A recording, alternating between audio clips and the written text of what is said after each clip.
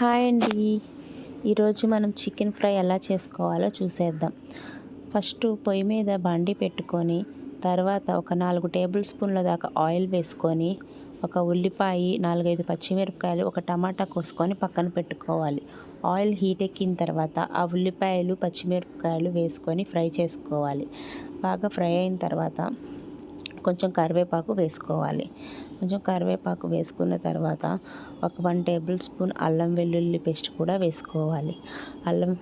అల్లం వెల్లుల్లి పేస్ట్ వేసుకున్న తర్వాత పచ్చివాసన పోయేదాకా దాన్ని కూడా ఫ్రై చేసుకోవాలి.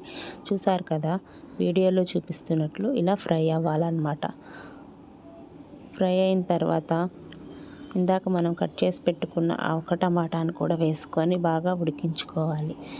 ఇది కాసేపు సిమ్లో పెట్టి అలా ఉంచి తర్వాత మనం చికెన్ అయితే కలుపుకుందాము. 1 కేజీ చికెన్ తీసుకొని దాంట్లో 2 table spoon salt, 1 table spoon కారం అండ్ కొంచెం పసుపు వేసుకొని కొంచెం అల్లం వెల్లుల్లి పేస్ట్ వేసుకొని బాగా కలుపుకోవాలి. ముక్కకి పట్టేలాగా బాగా కలుపుకోవాలి. ఇది వెంటనే కలుపుకొని కుక్ చేసేసుకోవచ్చండి, మ్యారినేట్ అవ్వాల్సిన అవసరం లేదు. చూసారు కదా, ఇలా కలుపుకున్న తర్వాత ఇందాక ఫ్రై చేసుకున్నాం కదా, దాంట్లో వేసేసుకొని బాగా కలుపుకోవాలి. బాగా కలుపుకున్న తర్వాత మూత పెట్టి సిమ్లో ఒక 10-15 మినిట్స్ దాకా నీరంతా బయటకు వచ్చేదాకా వెయిట్ చేయాలి. చూసారు కదా, ఇలా సిమ్లో పెట్టుకున్న తర్వాత మూత తీసినాక చూసారు కదా, వాటర్ అంతా బయటకు వచ్చేసినాయి. తర్వాత మూత తీసేసి హైలో పెట్టుకొని వాటర్ అంతా పోయేదాకా ఫ్రై చేసుకోవాలి. ఇలా ఆయిల్ అనేది బయటికి రావాలి. వచ్చినప్పుడే మనకి ముక్క అనేది చాలా సాఫ్ట్గా కుక్ అవుతుంది. తర్వాత ఒక 2 టేబుల్ స్పూన్ వరకు చికెన్ మసాలా వేసుకోవాలి.